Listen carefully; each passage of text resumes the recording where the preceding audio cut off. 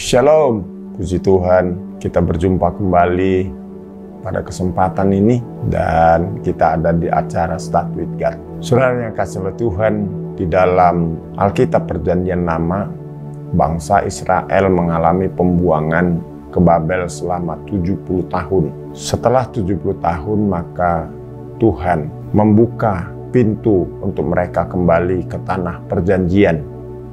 Pada waktu itu Raja Kores dipakai oleh Tuhan untuk memberikan izin untuk Israel boleh kembali ke tanah perjanjian dan seluruh keperluan untuk kembali ke Yerusalem untuk mendirikan Bait Allah diberikan oleh Raja Kores. Maka pulanglah kloter pertama, kelompok pertama pada waktu itu. Kalau saudara bisa baca di dalam kitab Esra. Ya, dalam kitab Esra mulai dari pasal 1 saudara akan menemukan di sana bangsa Israel kembali dari pembuangan. Nah, pada waktu itu bangsa Israel membangun kembali Bait Allah yang runtuh karena pada waktu itu dihancurkan oleh Raja Nebukadnezar. Dan karena Bait Allahnya runtuh, maka bangsa Israel yang pulang itu mereka membangun kembali meskipun banyak hambatan, banyak tekanan, sempat terhenti. Nah, kemudian dilanjutkan pembangunan Bait Allah.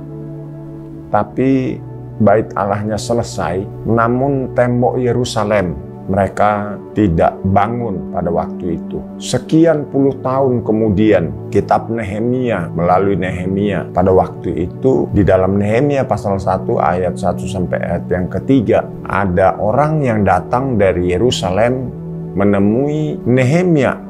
Nehemia pada waktu itu ada di Puri Susan di kerajaan Persia. Nehemia pasal 1 ayat 1 sampai yang ketiga berkata begini. Riwayat Nehemia bin Hakalia pada bulan Kislew tahun ke-20 ketika aku ada di Puri Susan, datanglah Hanani salah seorang dari saudara-saudaraku dengan beberapa orang dari Yehuda. Aku menanyakan mereka tentang orang-orang Yahudi yang terluput, yang terhindar dari penawanan dan tentang Yerusalem. Ini kalimat sebetulnya kurang jelas, ya itulah bahasa Indonesia. Maksudnya sebenarnya orang-orang Yahudi yang pulang dari Babel itu maksudnya, ya, dan tentang Yerusalem. Kata mereka kepadaku, orang-orang yang masih tinggal di daerah sana yang terhindar dari penawanan ada dalam kesukaran besar dan dalam keadaan tercela. Tembok Yerusalem terbongkar, maksudnya temboknya masih runtuh gitu ya, dan pintu-pintu gerbangnya telah terbakar dan semuanya terabaikan begitu, saudara.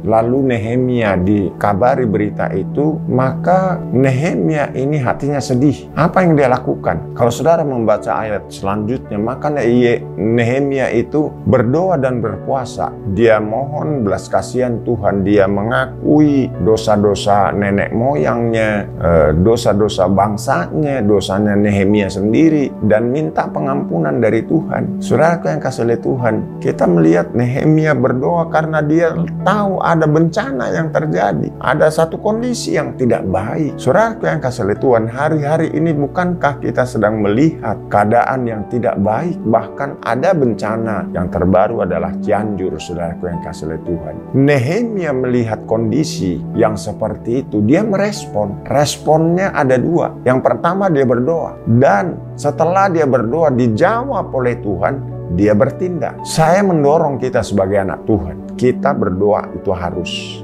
tapi jangan lupa bertindak juga harus. Banyak kita kita hanya berdoa, bahkan mungkin acuh tak acuh, nggak peduli gitu.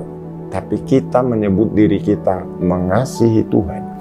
Bagaimana dengan saudara? Karena firman Tuhan berkata, iman tanpa perbuatan cuma 0, mati. Nah, saya dorong saudara, ayo kita berdoa untuk situasi yang terjadi dan kita bertindak. Amin. Jadilah anak Tuhan yang berdoa dan bertindak. Jangan cuma berdoa tapi tidak berbuat, atau berbuat jangan berbuat tapi tidak berdoa. Nggak benar juga. Biarlah lakukan kedua-duanya. Tuhan Yesus memberkati kita semua. Amin. Jangan lupa baca Alkitab, jangan lupa berdoa. Ingat selalu Tuhan Yesus akan datang segera. Mari kita berdoa. Bapa di surga, terima kasih buat kesempatan ini. Engkau ingatkan kami melalui kitab Nehemia pasal 1, agar kami merendahkan hati di hadapan Tuhan dan berdoa, mendoakan bangsa, mendoakan situasi yang sedang terjadi agar diberikan pertolongan oleh Tuhan, dan kami ikut berbuat. Dalam nama Yesus kami berdoa, ucap syukur. Haleluya. Amin.